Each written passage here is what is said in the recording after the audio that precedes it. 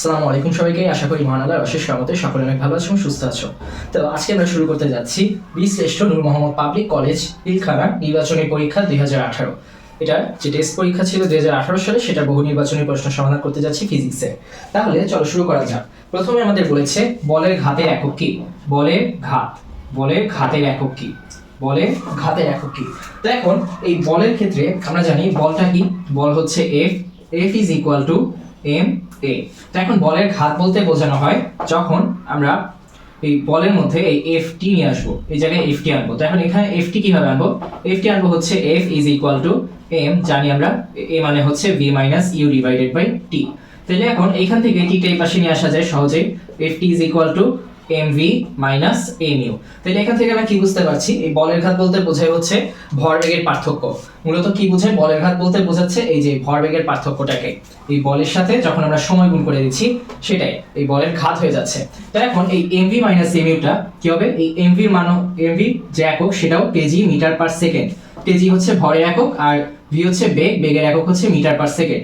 আবার এখানে এমইউ এর ক্ষেত্রেও একক এই কেজি মিটার পার সেকেন্ড। তাহলে আমরা বলতে পারি যে বলের যে ঘাত, সেই বলের ঘাতের একক হচ্ছে কেজি মিটার পার সেকেন্ড। ঠিক আছে, তাইলে বেশ ভালো। ওকে, তাহলে বলের ঘাতের একক কেজি মিটার পার সেকেন্ড। ওকে, শাবাশ, তাহলে একটা পেয়ে ফেলেছি আমরা। তো এখন একটা বন্দুক থেকে 400 মিটার পার সেকেন্ড বেগে 10 গ্রাম ভরের একটা গুলি ছোড়া হলো। একটা বন্দুকের ভর 1.5 কেজি হলে পশ্চাৎ বেগ কত? তো এখন পশ্চাৎ বেগের ক্ষেত্রে আমরা জানি যে এটা হচ্ছে বন্দুকের ভর গুণ বন্দুকের পশ্চাৎ বেগ। এটা হচ্ছে গুলির যে ভর বা বুলেটের যে ভর, সেই বুলেটের বেগের সাথে, বুলেটের ভরের সাথে বুলেটের বেগের যে গুণফল। অর্থাৎ বন্দুকের যে ভরবেগ এবং গুলির যে ভরবেগ দুইটা এখানে সমান হবে।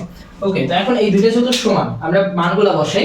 বন্দুকের ক্ষেত্রে বলেছে যে গুলির বেগ বলেছে আমাদের 400 মিটার পার সেকেন্ড। এত বেগে 10 গ্রাম ভরের একটা গুলি ছোড়া হলো। তাহলে গুলির ভর কত? 10 গ্রাম। এখন 10 গ্রাম বলেছে, গ্রামটাকে আমাদের কি করতে হবে? কেজি এককে নিয়ে যেতে হবে। তাহলে 10 কে আমরা 1000 দিয়ে ভাগ করে দিব, এই কেজি এককে চলে আসলো। এখন এই এমভির ক্ষেত্রে আমাকে বন্দুকের ভর দিয়ে দিয়েছে 1.5 কেজি। 1.5 কেজি, এটার সাথে ভি গুণ। তাই এখন এই 1.5 টা আমরা এই পাশে নিয়ে যেতে পারি, এই টোটালটা থেকে আমরা 1.5 ভাগ করে দিব। ওকে, তাহলে এখান থেকে আমরা ভি মান পেয়ে যাব। ভি মানে হবে হিসাব করলে কত আসে দেখা যাক। সময় একটু সময় 10 ভাগ 1000 গুণ 400। ওকে, কত আসে? 400 ভাগ 1.5 হচ্ছে 2.67 মিটার পার সেকেন্ড। তাহলে এটা আসবে 2.67 মিটার পার সেকেন্ড। আচ্ছা, তাহলে চলে আসলো। ওকে, এটাও শেষ। এখন এরপরে 3 নাম্বার প্রশ্নে বলেছে চাপ বাড়ালে মোমের গলনাঙ্ক কি রকম হয়। এখন আমরা জানি যে কোনো পদার্থ যখন গলছে, এখানে ধরা যাক একটা মোম আছে, ক্যান্ডেল লাইট ডিনারে গেছে, ধরা যাক দুইজন মানুষ, তো মানুষ দুজনের নাম বলতেছি না, কারণ ক্যান্ডেল লাইট ডিনারে যাওয়ার পরে দেখা যাচ্ছে যে পরিস্থিতির চাপ বৃদ্ধি পাচ্ছে ধীরে ধীরে। এখন এই মোমটা কি হচ্ছে, এখন চাপ যত বাড়বে মোমটাও কি হবে? গলা শুরু করছে। তো এখন মোমটা গলা শুরু করছে, যে এই মোমটা যে গলতেছে, গলার সময় কি হবে? কঠিন থেকে তরলে হবে। যখন কোনো বস্তু কঠিন থেকে তরলে হচ্ছে, তখন কি হচ্ছে? একটা কঠিন পদার্থ আমরা চিন্তা করি, একখণ্ড বরফ। বরফের মধ্যে যখন কঠিন হবে, তখন দেখা যাবে যে পদার্থগুলো কি কঠিন হলে, যখন কারোর মধ্যে বন্ধনটা কঠিন থাকবে, তখন আন্তঃআণবিক আকর্ষণ বল, যে এই আন্তঃআণবিক আকর্ষণ বলটা কি হবে? তুলনামূলক বেশি থাকবে। যেহেতু আন্তঃআণবিক আকর্ষণ বলটা বেশি থাকবে, তার মানে সবাই অনেক কাছাকাছি জড়ো হয়ে থাকবে। তো এখন গ্রামের মধ্যে যেরকম দেখা যায় মানুষের বন্ডিং অনেক ভালো, তাই না? গ্রামের মধ্যে দেখা যায় বন্ডিং অনেক ভালো। আবার গ্রাম থেকে একটু দূরে যখন দেখা যায় যে আমরা মফস্বল শহরে চলে আসি, মফস্বলের দিকে আসলে দেখা যায় মানুষকে চিনে, কিন্তু তুলনামূলক কম গ্রামের চেয়ে।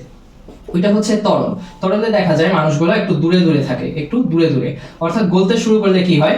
আয়তন কিন্তু কি হচ্ছে? আয়তন বৃদ্ধি পাচ্ছে। যখন কঠিন থেকে তরলে হচ্ছে, আন্তঃআণবিক আকর্ষণ বলটা কি হচ্ছে? কমে যাচ্ছে।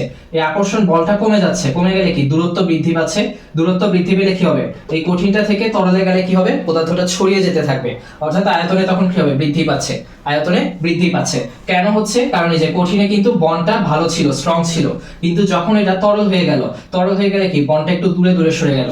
এখন এই যে আমাদের শহরে যেরকম, আমাদের শহরে এখন যেটা দেখা যায়, শহরের ক্ষেত্রে দেখা যায় যে এই যে আমি এখানে, আমার পাশের বাসায় কে আছে, সে কি ছেলে না মেয়ে, নাকি এলিয়েন, নাকি কি করে, এটা আমরা জানি না।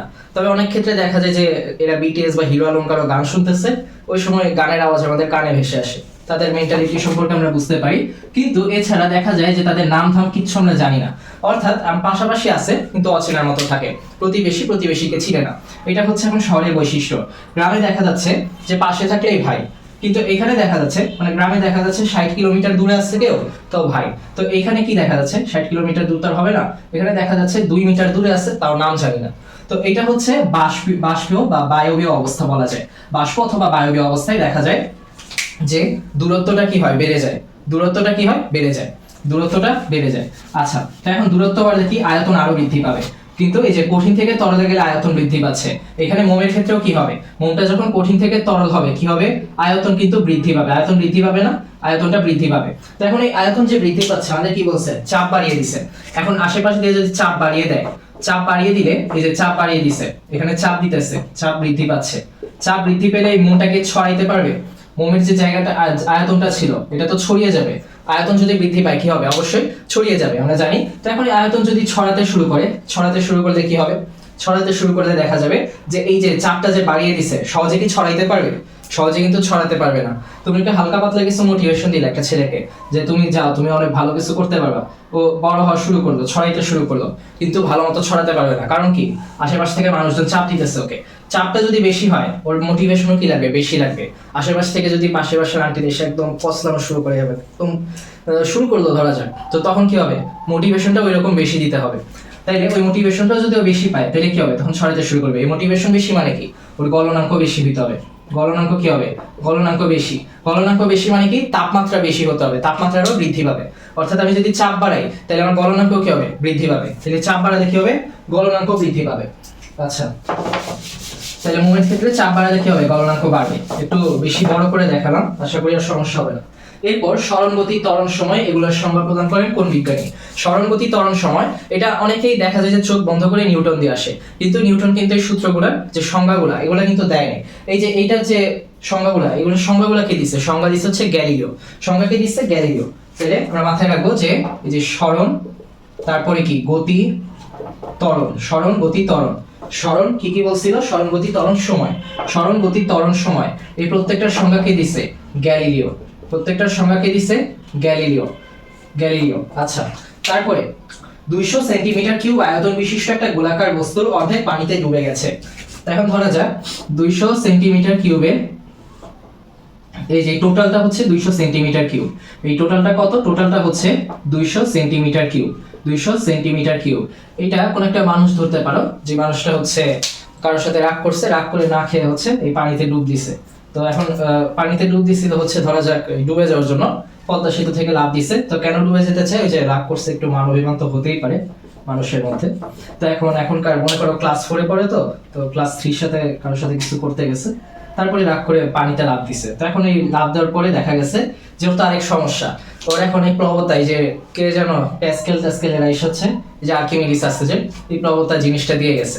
তো এখন ও এখন আর্কিমিডিসের সাথে রাগ করে না পারে ডুবতে, না পারে ভাসতে, অর্ধেক নিমজ্জিত হয়ে আছে। তো কারণ কি, কারণ দেখা যায় যে এই যে পানির যে ঘনত্ব, যে পানিতে গেছে, এই পানির ঘনত্বটা, এই যে ওর যে ঘনত্বটা পুরাটার সমান না, কিন্তু অর্ধেকের সমান।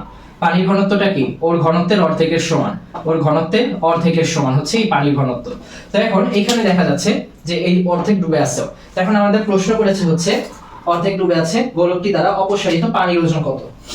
তো এটা হচ্ছে আয়তন, আয়তনটা কত, 200 সেন্টিমিটার কিউব পুরাটা, কিন্তু ডুবে আছে কতটুকু, অর্ধেক। তাহলে এই অর্ধেকের আয়তন কত হবে, 100 সেন্টিমিটার কিউব। 100 centimetre cube. এখন আমরা জানি যে এই যে আয়তনটা যতটুকু ডুবছে ততটুকুই কিন্তু অপসারণ করবে, যতটুকু ডুববে ততটুকুই অপসারণ করবে। যে আয়তনটা ডুবছে ওই আয়তনটাই অপসারণ করবে। তো এখন অপসারিত পানির ওজন কত, ওজন হচ্ছে আয়তন গুণ ঘনত্ব গুণ জি। এখন এই ঘনত্বটা হবে হচ্ছে যে তরল অপসারণ করছে ওই তরলের আয়তন, তাহলে ওই তরলের ঘনত্ব, ওই তরলের ঘনত্ব। আর আয়তনটা হবে হচ্ছে এই যে যতটুকু ডুবেছে, নিমজ্জিত হয়েছে ওই আয়তন। তাহলে ওই আয়তনটা হচ্ছে 100 সেন্টিমিটার কিউব। এখন সেন্টিমিটার কিউবকে যদি আমি মিটার কিউবে নিতে চাই কি করব, 1 সেন্টিমিটার হচ্ছে 1 মিটার, তাইলে 1 সেন্টিমিটার স্কয়ার কি হবে, ও সরি 1 সেন্টিমিটার 1 মিটার কেন, 1 সেন্টিমিটার হচ্ছে 1/100 মিটার। তাইলে 1 সেন্টিমিটার কিউব 1 গুণ 1, তাহলে এটা কি হবে 1/100 গুণ 1/100। তাইলে যদি আমরা বলি 1 সেন্টিমিটার কিউব, এটা 1 সেন্টিমিটার স্কয়ার ছিল, আর এটা হচ্ছে 1 সেন্টিমিটার কিউব, তাইলে 1/100 1/100 1/100। মানে আমি যতবার সেন্টিমিটারকে গুণ দিব, দুইবার গুণ দিলাম, তাহলে মিটারটাকেও দুইবার গুণ দিব, সেন্টিমিটার তিনবার গুণ দিলাম, মিটারকেও তিনবার গুণ দিব, তাহলে নিচে কি আসবে 1 2 3 4 5 6, 1 2 3 4 5 6, তার মানে এটা 10 টু দি পাওয়ার -6, এটা হচ্ছে মিটার কিউব। 1 সেন্টিমিটার কিউব হচ্ছে 10 to the power -6 metre cube. তাহলে এটাকে আমরা কি বলতে পারি, 10 to the power -6 metre cube. 100 centimetre cube 100 times 10 to the power -6 metre cube.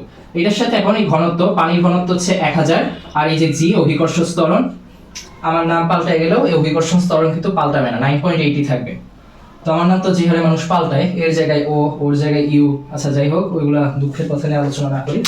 তো যাই হোক 100 গুণ 10 টু দি পাওয়ার -6, তারপর এটার সাথে গুণ দিব হচ্ছে 1000, আবার 1000 এর সাথে গুণ দিব 9.8, তাহলে আমার উত্তর আসবে হচ্ছে 0.98, তাহলে এটা আসবে 0.98।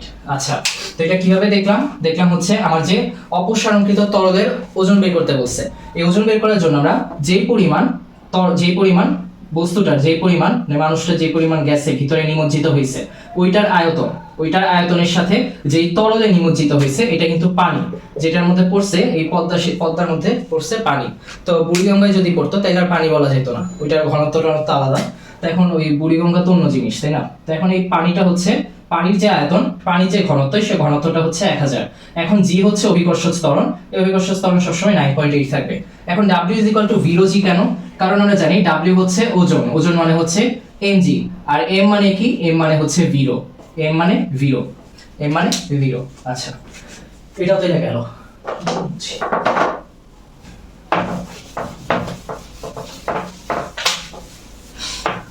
ওকে, তারপরে আমাদের বলেছে কি বলেছে, উক্ত গোলকটির ঘনত্ব কত?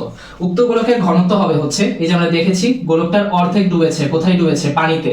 তাইলে এখন যতটুকু ডুবেছে, যদি পুরাটা ডুবতো, ধরা যাক গোলকের পুরাটা ডুবছে, কোথায় ডুবছে? পানিতে। তো এখন যতটুকু ডুবেছে, পুরোটা ডুবেছে, তাই না? যদি পুরোটা ডুবে সম্পূর্ণ নিমজ্জিত হয়ে ভাসে, তাহলে ঘনত্ব দুইটা সমান, পানির ঘনত্ব এবং বস্তুর ঘনত্ব হচ্ছে সমান। তো এখন এই যে ওয়াটার আর ম্যাটার, তো এখন এই ওয়াটার আর ম্যাটারের যে ঘনত্ব, সেই ঘনত্বটা কি? সমান হচ্ছে। তো এখন এই ঘনত্বটা কখন সমান হচ্ছে? যখন পুরোটা নিমজ্জিত হচ্ছে। যদি অর্ধেক নিমজ্জিত হতো, অর্ধেক নিমজ্জিত হলে পানির যে ঘনত্ব, সেটা হচ্ছে এই বস্তুর, পানির অর্ধেক হয়ে যেত কি? বস্তুর ঘনত্ব। বস্তু যতটুকু ডুবেছে, ঠিক আছে, বস্তুর অর্ধেক ডুবেছে, তার মানে বস্তুর ঘনত্বটা কত হবে? যেই তরলে ডুবেছে তার অর্ধেক। যদি বস্তুটা অর্ধেক ডুবে, তাহলে যেই তরলে ডুবেছে ওইটার অর্ধেক হবে হচ্ছে বস্তুর ঘনত্ব। বস্তুর ঘনত্বটা কি হবে? যেই তরলে ডুবেছে সেটার অর্ধেক হবে। কখন? যখন বস্তুটা অর্ধেক ডুববে। ভালো মতো বোঝার চেষ্টা করো। যখন আমরা একটা তরল নিচ্ছি, তরলটা হচ্ছে পানি, এই পানির মধ্যে দেখা যাচ্ছে একটা বস্তুকে আমি ডুবিয়েছি, কিন্তু ডুবেছে কতটুকু? ডুবেছে অর্ধেক। তাইলে এটা যেই তরলে ডুবেছে ওই তরলের ঘনত্ব, পানির ঘনত্ব, এটার অর্ধেক হবে। এটার অর্ধেক হবে কি? বস্তুর ঘনত্ব। এটার অর্ধেক হবে বস্তুর ঘনত্ব। কতটুকু ডুবেছে এটা দেখতে হবে। এখন দেখা গেল 1/3 ডুবেছে। 1/3 কোথায় ডুবেছে? পানিতে। তাহলে ঘনত্ব কত হবে? নিজেরাই করতে পারবো। পানির ঘনত্ব থাকবে উপরে, আর কতটুকু ডুবছে? 1/3, তাহলে 3 থাকবে নিচে। ঠিক আছে, এটা হবে কি? এটা হচ্ছে বস্তুর ঘনত্ব। তাহলে এটা কি হবে? বস্তুর ঘনত্ব। ওকে, বস্তুর ঘনত্ব। তাহলে এখন আমরা নিজেরাও একটা করতে পারবো, যে এই যে এটা ধরা যাক পানির মধ্যে 1/5 ঢুকছে পানির মধ্যে। তাই এটার ঘনত্ব কত হবে? এটার ঘনত্ব তখন পানির ঘনত্বের 1/5 হবে। ঠিক আছে, এটা তো বোঝাই যাচ্ছে। তাইলে যেই তরলের মধ্যে ডুবেছে, ওই তরলের সাথে কম্পেয়ার করতে হবে তাহলে আমাদের। তাইলে এখন এই বস্তুটার ক্ষেত্রে দেখা গেছে অর্ধেক ডুবছে, তাইলে ঘনত্ব কত হবে? পানির ঘনত্বের অর্ধেক। পানির ঘনত্ব হচ্ছে 1000, তাইলে বস্তুর ঘনত্ব কত? 1000 গুণ হাফ মানে হচ্ছে 500 কেজি পার মিটার কিউব। ওকে, তাহলে এটা হচ্ছে ঘনত্ব। আর এরপরে বলেছে হচ্ছে এটার প্লবতা কত। এই প্লবতাটা কিন্তু আমরা বুঝতে পারতেছি। প্লবতা হচ্ছে ঊর্ধ্বমুখী, যেটা ঊর্ধ্বমুখী। তো এখন এই যে ওজনটা কি করে? নিচের দিকে ক্রিয়া করে, আর প্লবতা হচ্ছে উপরের দিকে ক্রিয়া করে। তো এখন নিউটনের সূত্র মতে আমরা জানি, নিউটনের যে সূত্রটা আছে, যে প্রত্যেকটা বস্তুরই কি হয়? একটা সমান এবং বিপরীত প্রতিক্রিয়া থাকে। প্রত্যেকটা ক্রিয়ারই কি হয়? একটা সমান আর বিপরীত প্রতিক্রিয়া থাকে। প্রত্যেকটা ক্রিয়ারই একটা সমান এবং বিপরীত প্রতিক্রিয়া থাকে। অর্থাৎ আমি যদি ওকে একটা ঘুষি মারলে ও যেমন ব্যথা পাবে, ও তো মানুষ না, রোবট, তো এখন ও যেমন ব্যথা পাবে আমিও কিন্তু সেরকম ব্যথা পাবো। ঠিক আছে, তো ব্যথা পাচ্ছে না যদিও। তো এখন এই নিচে যখন যাচ্ছে, নিচে যাচ্ছে যে এই নিচে কি যাচ্ছে, এটা হচ্ছে ওজন। ওজনটা যে যাচ্ছে, যেভাবে যাচ্ছে প্লবতাও সেভাবে উপরের দিকে ক্রিয়া করবে। কে উপরে ক্রিয়া করবে? এই প্লবতা। এই প্লবতার ওজনের মানটা কিন্তু সমান হবে। এই ওজনটা কি হবে দেখা যাবে যে প্লবতাটা কি হচ্ছে, উপরে ক্রিয়া করতেছে না, ওজনটা নিচে। ওজনটা হয়ে যাবে W = mg। mg মানে হচ্ছে v rho g। এই v rho g টাই হচ্ছে এই প্লবতা। ঠিক আছে, মানে ওজন আর প্লবতা কিন্তু সমান আসলে। আমরা যদি কম্পেয়ার করতে যাই, এই প্লবতাটা কি এই উপরে ভাসিয়ে রাখতেছে যে বল, আর ওজনটা হচ্ছে নিচে দিচ্ছে যে বল। এটা কিভাবে হচ্ছে, এই যে কারণ কি এই বস্তুটা কিন্তু অর্ধেক ডুবছে আবার অর্ধেক ভাসতেছে, অর্ধেক ডুবছে আর অর্ধেক ভাসতেছে। আমরা বলতে পারি প্লবতার ওজনটা কি হবে, পরস্পরের বিপরীতে যে ক্রিয়া করতেছে। এই ক্ষেত্রে আমরা বলতে পারি এই প্লবতাটা কি বস্তুটাকে ভাসিয়ে রাখতেছে যে, তো এই প্লবতাটা কি হবে তাহলে এই ওজনের সমান হবে, মানটা কি হবে ওজনের সমান হবে। দিক বিপরীত কিন্তু মানটা কি সমান হবে। তাহলে ওজন আমরা এটাকে বের করছিলাম 0.98 নিউটন, প্লবতাও কি হবে 0.98 নিউটন। আচ্ছা, এরপর কোন জোড়া বস্তুর তাপমাত্রিক ধর্ম। তাপমাত্রিক ধর্ম বলতে কি বুঝি, এই তাপমাত্রার সাথে যেগুলো পাল্টায়, যেমন একটা হচ্ছে আয়তন, একটা হচ্ছে চাপ, আর একটা হচ্ছে এই রোধ। এগুলা আয়তন, রোধ, চাপ, এগুলো হচ্ছে তাপমাত্রিক ধর্ম। এই তিনটা আমাদের বেশি করে মাথায় রাখতে হবে, আয়তন, রোধ আর চাপ। ওকে, তারপরে জেনারেটরে যে লোহার পাতের উপর হ্যাঁ একটা আয়তাকার কুণ্ডলী থাকে। ওকে, এরপরে সলিনয়েড। আচ্ছা, সলিনয়েডটা আগে দেখুন। এই সলিনয়েডের চৌম্বক ক্ষেত্রের সবলতা কিসের উপর নির্ভর করে? সলিনয়েডের চৌম্বক ক্ষেত্রের সবলতা, এটা মাথায় রাখতে হবে যে তড়িৎ প্রবাহের যে দিক আছে, এই তড়িৎ প্রবাহের দিকের সাথে কিন্তু সবলতার সম্পর্ক নেই। তড়িৎ প্রবাহের দিকের সাথে কোনো সম্পর্ক নেই। সবলতার সম্পর্ক কার সাথে? তড়িৎ প্রবাহের সাথে। তড়িৎ প্রবাহের সাথে সম্পর্ক আছে, তড়িৎ প্রবাহের সাথে, তড়িৎ প্রবাহের সাথে সম্পর্ক আছে, কিন্তু তড়িৎ প্রবাহের দিকের সাথে সম্পর্ক নেই। সবলতা তাহলে কিসের উপর নির্ভর করতেছে? তড়িৎ প্রবাহের যে তড়িৎ প্রবাহটা আছে এটার উপর, এবং যে পাক সংখ্যা আছে, পাক সংখ্যা কয়েলিং যেগুলা, কয়েল যেগুলো আছে কতগুলো আছে, দেখো এই পাক সংখ্যার উপর নির্ভর করছে। আবার তড়িৎ প্রবাহ যে আছে সেটার উপরে নির্ভর করছে। কিন্তু তড়িৎ প্রবাহের যে দিক, এই দিকের উপর এই সলিনয়েড কিন্তু কোনোভাবে নির্ভর করছে না। আচ্ছা, তো এরপরে 30 নিউটন পার কুলম্ব তড়িৎ। আচ্ছা, তার আগে একটা প্রশ্ন ছিল, দেখি জেনারেটরে যে লোহার পাতের উপর একটা তারের আয়তাকার কুণ্ডলী থাকে তাকে কি বলা হয়? অর্থাৎ আমাদের জেনারেটরের মধ্যে দেখা যায় যে লোহার পাতটা থাকে, এই লোহার পাতটার উপর দেখা যায় একটা তারের আয়তাকার কুণ্ডলী থাকে। আয়তাকার কুণ্ডলী কিরকম? আয়তাকার। দেখুন এই আয়তাকার কুণ্ডলীটার একটা নাম আছে, নামটা কি? আয়তাকার কুণ্ডলীটাকে আমরা কি বলি? এই আয়তাকার কুণ্ডলীটাকে বলা হয় আর্মেচার। আয়তাকার কুণ্ডলীটাকে বলা হয় আর্মেচার, আর্মেচার। আচ্ছা, তো এরপরে 10-এ বলা হয়েছে 30 নিউটন পার কুলম্ব তড়িৎ তীব্রতার তড়িৎ ক্ষেত্রে 10 কুলম্ব এর আহিত বস্তু স্থাপন করলে সেটি কত বল লাভ করবে? তখন আমাদের বলেছে 30 নিউটন পার কুলম্ব, এবং আরেকটা বলেছে হচ্ছে এই তড়িৎ ক্ষেত্রে 10 কুলম্বের আহিত বস্তু রাখতেছে। কত? 10 কুলম্বে। তো এখন আমরা জানি যে এই যে F = QE। তো এখন ধরা যাক কেউ এই সূত্রটা জানে না, কিন্তু এই দুইটা দেখে কিন্তু বলে দিতে পারবে বল কত। বল কি? এই যে নিউটন, তাহলে এখানে পার কুলম্ব আছে আবার কুলম্ব আছে। তো এখন আমি যদি এই পার কুলম্ব এবং এই কুলম্বটাকে গুণ করে দেই, তাইলে কিন্তু আমরা ডাইরেক্ট পার কুলম্ব আর কুলম্ব কেটে দিতে পারবো, এবং এই 30 আর 10 গুণ করলে আসবে 300 নিউটন। একক দেখে কিন্তু করে ফেলা যাবে যদি কেউ বাই চান্স ভুলে যায় যে সূত্রটা কি। কিন্তু সূত্রটা হচ্ছে F = QE। ওকে, F = QE। আচ্ছা, তো এখন এরপরে এই 30 নিউটনটা এসেছে, 30 নিউটনটা আসলো, 300 নিউটন এসেছে, তাহলে আমাদের উত্তর কি? 300 নিউটন। ওকে, তারপরে রেডিয়াম ধাতু তেজস্ক্রিয় ভাঙনের ফলে কোন ধাপে ধাপে নিচে কোনটিতে পরিণত হবে? তো এখন তেজস্ক্রিয় ভাঙনে রেডিয়াম বললেই তো মানুষ রেডিয়াম লুকিস ভাবে, তো এখন ওইটা না, এটা হচ্ছে রেডিয়াম ধাতু। তো এখন এটা মাথায় রাখতে হবে যে রেডিয়াম ধাতুর ক্ষেত্রে কিভাবে মাথায় রাখবো। রেডিয়াম ধাতুর ক্ষেত্রে মাথায় রাখবো হচ্ছে রোদে শুকায়, রোদে শুকায়, রোদে শুকায়।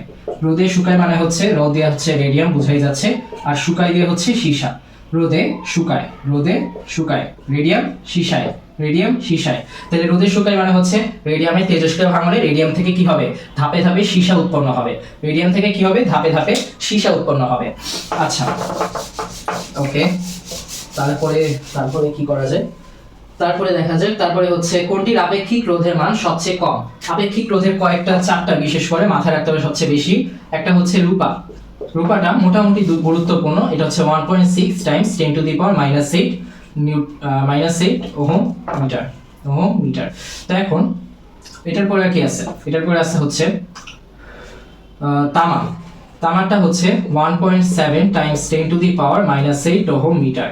এটার পরে আছে হচ্ছে টাংস্টেন। টাংস্টেনের টাংস্টেন, টাংস্টেনের 5.5 times 10 to the power -8 ohm metre. Okay, তারপরে আছে হচ্ছে আর কে আছে, আর আছে হচ্ছে নাইক্রোম। নাইক্রোমের ক্ষেত্রে এটা হবে, নাইক্রোমের ক্ষেত্রে কত হবে, 100 times 10 to the power -8 ohm metre. এখন এই চারটা থেকে দেখা গেছে বোর্ডে যত আসছে সবগুলা বেশিরভাগই ম্যাক্সিমাম 90% হচ্ছে এই চারটা থেকে এসেছে, 90% এই চারটা থেকে।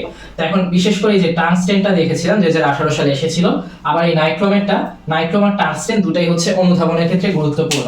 টাংস্টেনটা কেন গুরুত্বপূর্ণ, টাংস্টেন হচ্ছে এই যে বৈদ্যুতিক বাল্বের ফিলামেন্টে ব্যবহার করা হয়, আর নাইক্রোম হচ্ছে হিটারে ব্যবহার করা হয়। প্রশ্নটা এভাবে আসে, অনুধাবনমূলক প্রশ্ন, যে হিটারের ক্ষেত্রে টাংস্টেন ব্যবহার না করে নাইক্রোম কেন ব্যবহার করা হয়। প্রথম কারণ হচ্ছে নাইক্রোমের ক্ষেত্রে এই যারা দেখতে পাচ্ছি আপেক্ষিক রোধ বা রোধকত্ব যেটাকে বলা হয় এটা বেশি হয়। তো এটা বেশি হওয়ার কারণে কি হয়, এটা বেশি হওয়ার কারণে দেখা যায় যখন আমরা হিটারের মধ্যে তো আমাদের প্রচুর তাপ উৎপন্ন করতে হয় যাতে একটু গরম থাকে পরিবেশটা, তেমনিতেও দেখা যায় যে পরিবেশ কিন্তু আজকাল গরমই থাকে, কিন্তু তারপরেও দেখা যায় যে এই হিটারটা আমরা একটু ব্যবহার করি, অনেকে যাদের একটু পয়সা টয়সা আছে হিটার টিটার কিনে ব্যবহার করা হয়। তো এখন হিটার ব্যবহার করে, যখন হিটার ব্যবহার করার ক্ষেত্রে নাইক্রোম তার কেন ব্যবহার করে, টাংস্টেন নয় কেন? কারণ টাংস্টেনের চেয়ে নাইক্রোমের গলনাঙ্কটা বেশি। গলনাঙ্ক মানে কি? গলনাঙ্ক মানে তুমি যে তাপ পাস করবা, তাপ পাস করার একটা সময় দেখা যাবে যে টাংস্টেন তারটা গলে যাবে।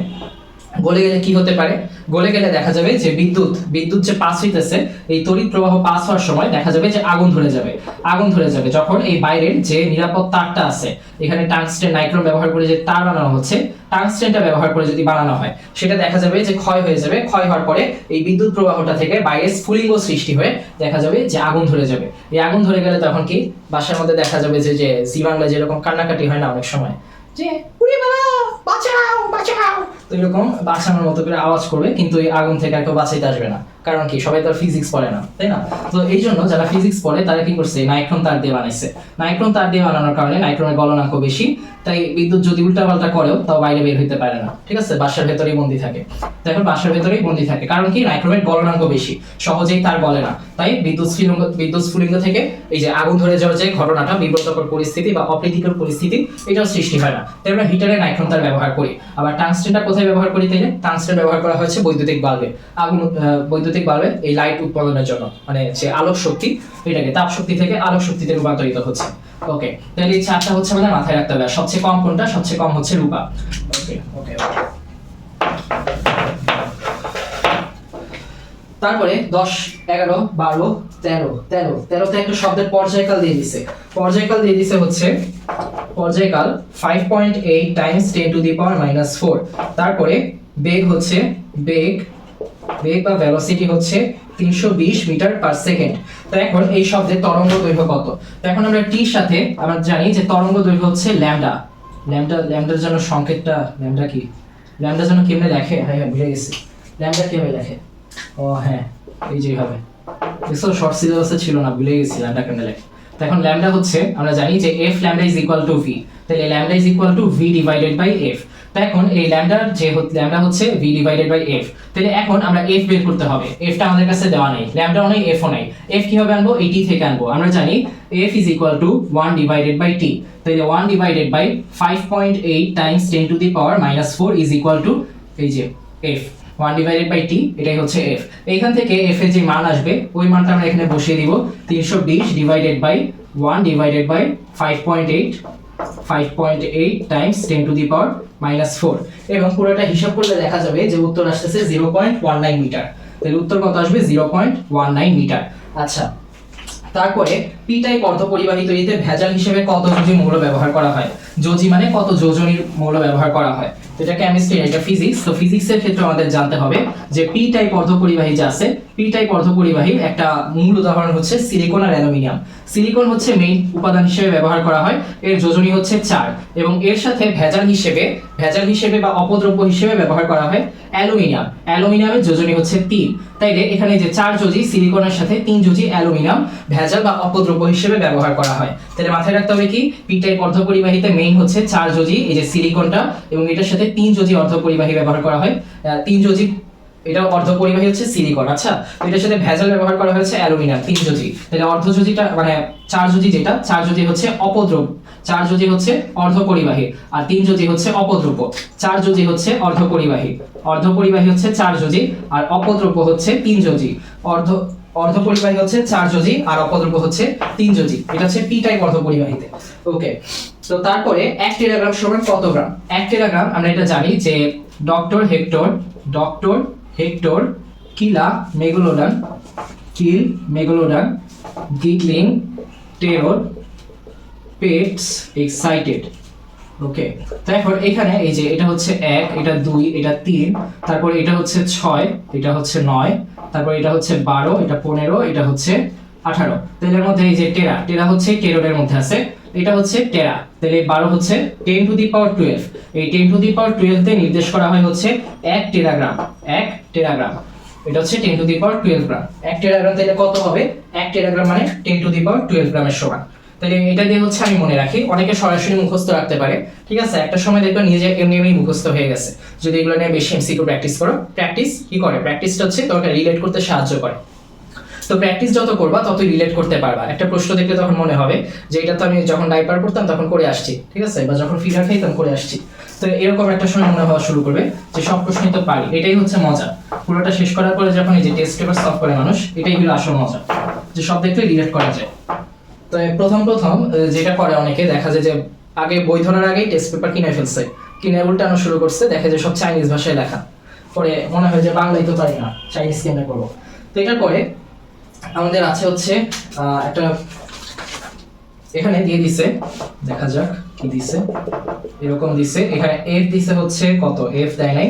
এই সি থেকে এই পি পর্যন্ত দিয়েছে হচ্ছে 30 সেন্টিমিটার। এখন এখানে লক্ষ্যবস্তু দিছে হচ্ছে 10 সেন্টিমিটার। 10 সেন্টিমিটার আর এফ তাহলে কত হবে? 50 সেন্টিমিটার, কারণ এই টোটালটার অর্ধেক হচ্ছে এফ। ওকে, তো এখন ইউ জানি, আমরা এফ জানি, তাহলে এখন আমাদের বের করতে হবে ভি কত। ভি হচ্ছে কত হয়? আমরা জানি 1 divided by U plus 1 divided by V is 1 divided by F. কোথায়? অবতল দর্পণের ক্ষেত্রে। তো এখন এই ক্ষেত্রে আমরা বলতে পারি যে 1 divided by U minus 1 divided by 1 divided by F minus 1 divided by U is equal to 1 divided by V. তাহলে এখন এখান থেকে আমরা ভি মান বের করে ফেলতে পারবো। 1/15 বিয়োগ 1 কত? 1/10। হ্যাঁ, তাহলে বিয়োগ 1/10, এটা কি 10 কত?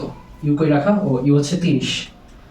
এটা তো লক্ষ্যবস্তু। হ্যাঁ, তাহলে ভি মান কত হবে? ভি মান হবে 30। এই যে এটা 30 না, টোটালটা কিন্তু 30। ওকে, এটা 15, ইউ হচ্ছে 30, ইউ হচ্ছে এই যে মেরু থেকে লক্ষ্যবস্তুর দূরত্ব।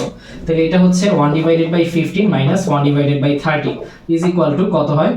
30 ইনভার্স 1, মানে 1 ডিভাইডেড বাই 30। তাহলে ভি মান আসবে হচ্ছে 30।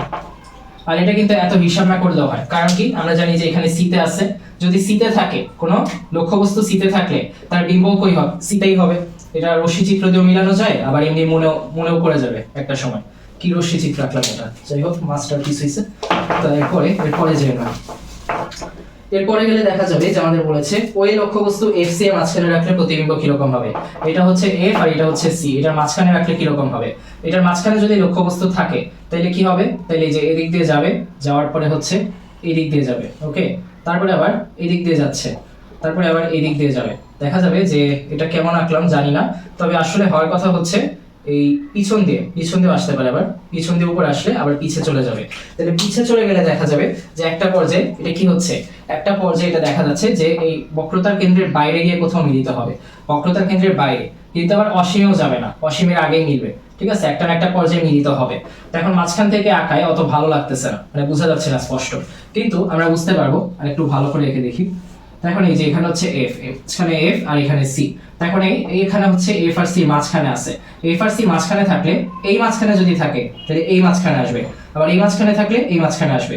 কিভাবে? এই যে এটা হচ্ছে অসীম আর এটা হচ্ছে অসীম আর সি মাঝখানে। অসীম আর সি মাঝখানে হচ্ছে এই পজিশন। এই পজিশন থেকে যদি যাই তাইলে আসবে এই পজিশনে, আর এই পজিশন থেকে গেলে এই পজিশনে আসবে। আবার এখানে হচ্ছে সি, সি থেকে গেলে এই সিতেই আসবে, সি থেকে গেলে সিতেই আসবে। আবার এফ থেকে গেলে অসীমে আসবে, এফ থেকে গেলে অসীমে আসবে। আবার এফ এর মাঝখান থেকে, এফ আর মেরুর মাঝখান থেকে গেলে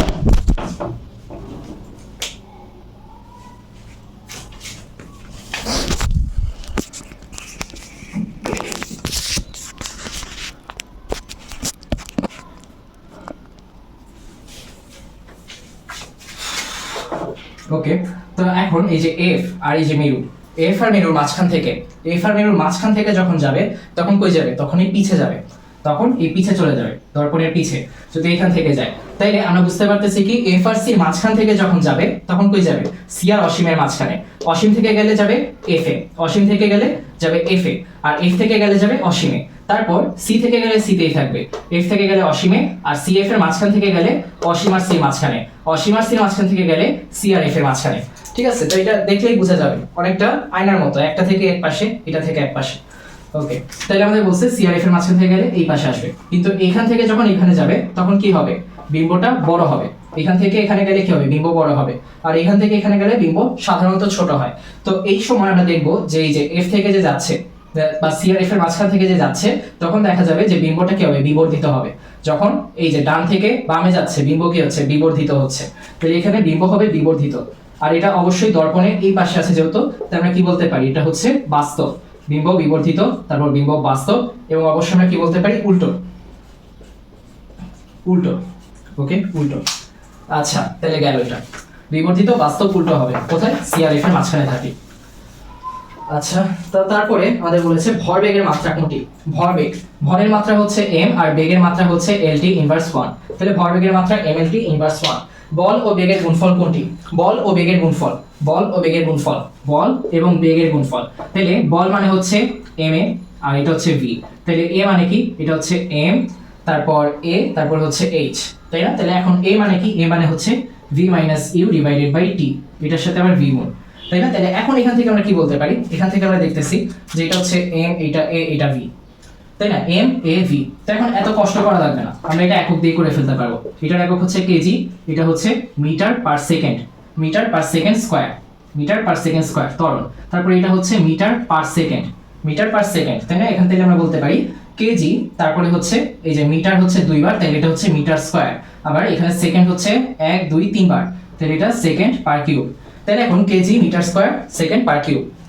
এখন সেকেন্ড পার কিউব যখন বলতেছে, তাহলে তো পার সেকেন্ড কিউব, এই যে এখানে যেটা আমরা বলতেছি কেজি, তারপর মিটারের উপর স্কয়ার, তারপর সেকেন্ডের উপর ইনভার্স 3। তো এখন এই যে এই ইনভার্স 3টা দিয়ে কি বোঝাচ্ছে, এটাতে আমরা বুঝতে পারতেছি যে এটা ক্ষমতা।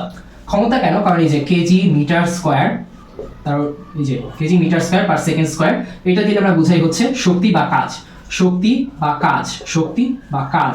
এখন এটার সাথে যদি আবার এস দিয়ে ভাগ করি, ভাগ করলে আসবে হচ্ছে KG metre square second per second square, এটার সাথে আবার এস ভাগ করলে এটা পার সেকেন্ড কিউব হয়ে যাবে। তাহলে প্রতি সেকেন্ডে যে পরিমাণ কাজ করা হচ্ছে এটা হচ্ছে ক্ষমতা। তাইলে আমরা বলতে পারি যে এটা কি, ক্ষমতা। ক্ষমতা, তাহলে এফ ইজ ইকুয়াল টু ক্ষমতা। এত জটিল করা লাগবে না, আমরা জাস্ট একক দিয়ে এটা বুঝে ফেলতে পারবো, সরাসরি একক দিয়ে বুঝে ফেলতে পারবো কিভাবে আসতেছে। ওকে,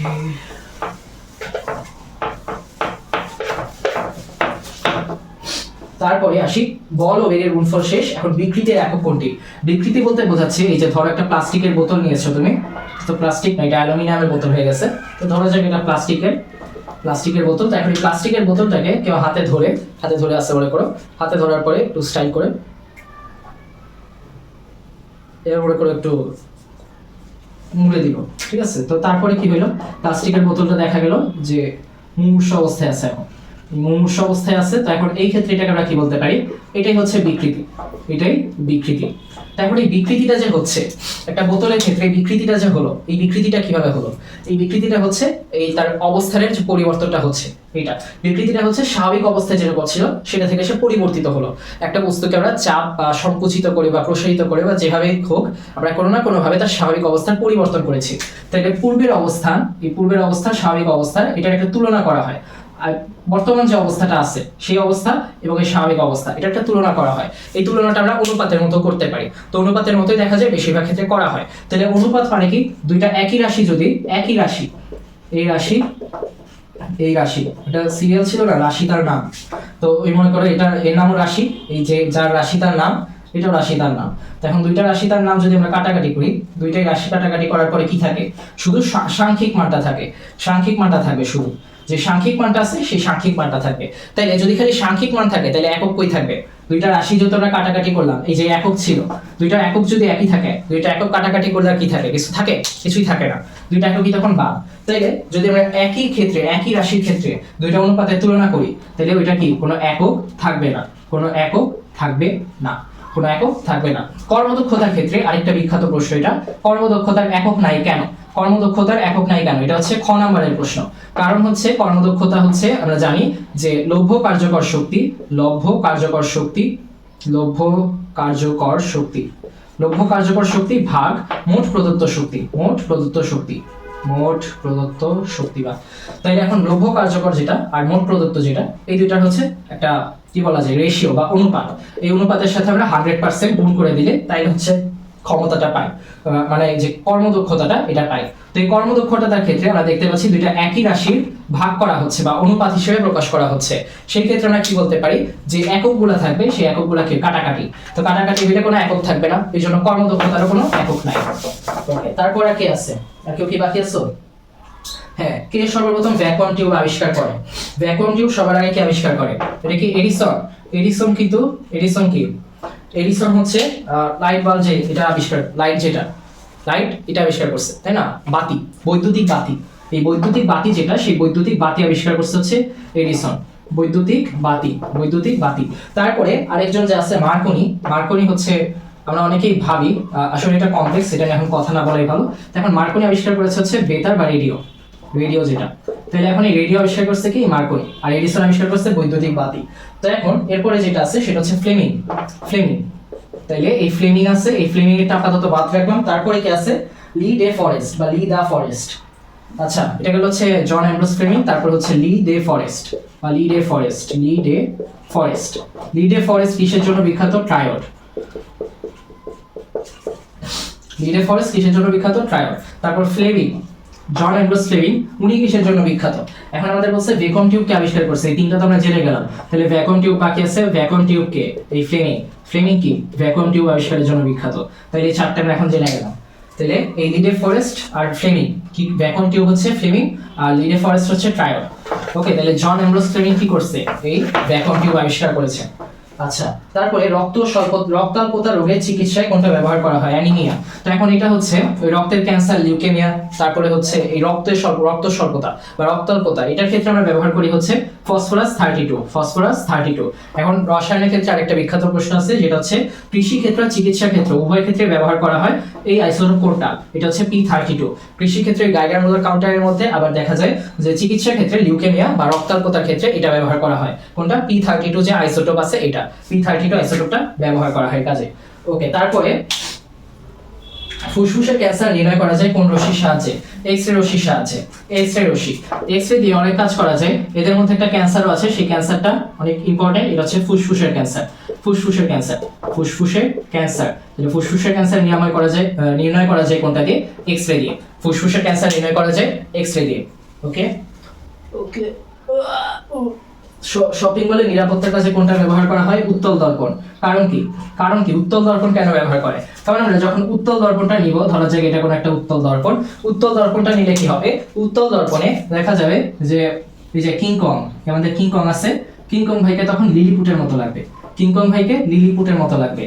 তারপর ধরা যাক যে পাশের বাসার আন্টি যেরকম, এই যে পাশের বাসার আন্টি মনে করে এরকম, ওনাকে দেখতে এরকম লাগবে, ঠিক আছে? মানে বড় জিনিস ছোট দেখাবে। তাহলে আমরা কি ভাববো? এই কিংকং লিলিপুট, কিংকং থেকে লিলিপুট কোথায় হয়? উত্তল দর্পণে, ঠিক আছে? উত্তল দর্পণে কিংকং লিলিপুট হয়ে যায়। তাই এখন ওই যে এই লিলিপুট হয়ে যাওয়ার কারণটা কি? কারণটা হচ্ছে উত্তল দর্পণে সকল কিছু, সকল বিম্ব, সকল লক্ষ্যবস্তুর বিম্ব উত্তল দর্পণে খর্বিত, মানে কি? ছোট। উত্তল দর্পণে সব বড় জিনিসকে ছোট করে দেওয়া হয়, এটা বড় জিনিসকে ছোট করে দেয়, বড় জিনিসকে ছোট করে দেয়, ঠিক আছে? যেমন আমাদের সমাজটা কি করে, কেউ বড় হইলো তাকে দেখা যাবে 2 দিন পরে সমালোচনা করে ছোট বানায় দিল, ঠিক আছে? এরকম অনেক নজির আছে, নমুনা আছে। তো ওইগুলো ব্যাপার না, ব্যাপার হচ্ছে উত্তল দর্পণ, এটা ওই সমাজের মতো বড় জিনিসকে ছোট করে দেয়। তো এখন বড় জিনিসকে যে ছোট করে দিচ্ছে, এটা কিভাবে করতেছে? এই যে এখানে দেখো, একটা শপিং মলের ক্ষেত্রে বা একটা গাড়ির ক্ষেত্রে, গাড়ির যে এই যে সাইড মিরর থাকে, রিভার ভিউ মিরর থাকে, যে সেই মিররের মধ্যেও দেখা যায় আশেপাশে তো অনেক গাড়ি থাকে, তাই না? ঢাকা শহরে চালাতে গেলে দেখা যায় 4 লেনে একসাথে 8টা গাড়ি আছে, ভাই ভাইয়ের মতো হলো গাদাগাদি করে একটু যাইতেছে, গলা ধরাধরি করে যায়। তখন এই গলা ধরাধরি করে যাওয়ার সময় একটা গাড়ি তো আবার আরেকটা গাড়িকে মাঝে মধ্যে একটু গুতা টুতাও দিতে পারে। তো এই গুতা টুতা যাতে ওইটা থেকে যাতে একটু সাবধান থাকা যায়, এটার জন্য দেখা যায় গাড়ির দুই পাশে দুইটা ইয়ে লাগানো থাকে, দুইটা আয়না লাগানো থাকে। তো এখন এই দুইটা আয়নাই হয় উত্তল দর্পণ। এই জন্য দেখবা ওই আয়নায় ভালো মতো দেখলে দেখবা যে পাশের গাড়ি দেখা যায় অনেক বড়, কিন্তু এই আয়নার মধ্যে তুলনামূলক ছোট করে দেখাচ্ছে, তুলনামূলক ছোট করে দেখায়। আবার এই ছোট করে দেখানোর কারণে এই যে ড্রাইভার যে থাকে, এই ড্রাইভার ভালো একটা ধারণা পায় যে গাড়িটা আসলে কিরকম, মানে পাশের গাড়ির বা আশেপাশের অবস্থা কিরকম, পিছন থেকে কেউ কি মহিষের মতো এসে ধাক্কা দিবে নাকি, এগুলো আগে থেকে টের পাওয়া যায় এই যে এই কিসের জন্য, এই উত্তল দর্পণের জন্য। তো এগুলো ফাও ফাও বানাইছে যে রিক্সা টিক্সা যাও না, রিক্সা টিক্সা কোনো দর্পণ আছে? এমনি তো প্লেনের মতো যাইতেছে না, কোনো আয়না টায়না লাগে, এগুলো লাগে না, এগুলো ফাও ফাইলগুলো। তো এখন এই উত্তল দর্পণটা তাহলে শপিং মলে কেন ব্যবহার করা হয়? নিরাপত্তার কাজে। কারণ কি, অনেকগুলো মানুষ থাকে একসাথে, অনেকগুলো মানুষকে একসাথে দেখতে হয়, তাই অনেকগুলো বড় বড় মানুষকে ছোট করে দেখার জন্য সবচেয়ে ভালো কি উত্তল দর্পণ। কারণ আমাদের চোখ তো ছোট ছোট, এই চোখ দিয়ে এত বড় জায়গাটা একসাথে দেখা যায় না। ঘোড়ার চোখ যেমন দুই পাশে বসানো আছে, এই দুই পাশে বসানো দেখে দুই পাশে জিনিসটা অনেক বড় পরিসরে দেখে, কিন্তু মানুষ কিন্তু সেটা পারে না, ছোট জিনিসটাকেই ছোট জায়গায় দেখে। তারপর অপটিক্যাল ফাইবারের পদার্থের প্রতিসরণাঙ্ক কত? তো আজ আমি ইচ্ছা দিয়ে করবো না। অপটিক্যাল ফাইবারের ক্ষেত্রে যেটা বাইরের আবরণ, বাইরের আবরণটা দেখা যায় কাঁচ দিয়ে বানানো, এই কাঁচের যে প্রতিসরণাঙ্ক সেই প্রতিসরণাঙ্ক হচ্ছে 1.5, কিন্তু ভিতরে যে পদার্থ থাকে সেই ভিতরের পদার্থের যে প্রতিসরণাঙ্ক, ভেতরে অপটিক্যাল ফাইবারের পদার্থ মানে ভেতরের যে পদার্থ সেই ভেতরের পদার্থের প্রতিসরণাঙ্ক হচ্ছে 1.7। তাহলে আমরা জেনে গেলাম অপটিক্যাল ফাইবারের বাইরের আবরণ, তাহলে কাচের প্রতিসরণাঙ্ক 1.5, কিন্তু যদি বলে দেয় ভেতরের পদার্থ তাহলে হয় 1.7। তাহলে আজকে এই পর্যন্তই, সবাই ভালো থেকো, আসসালামু আলাইকুম, আল্লাহ হাফিজ।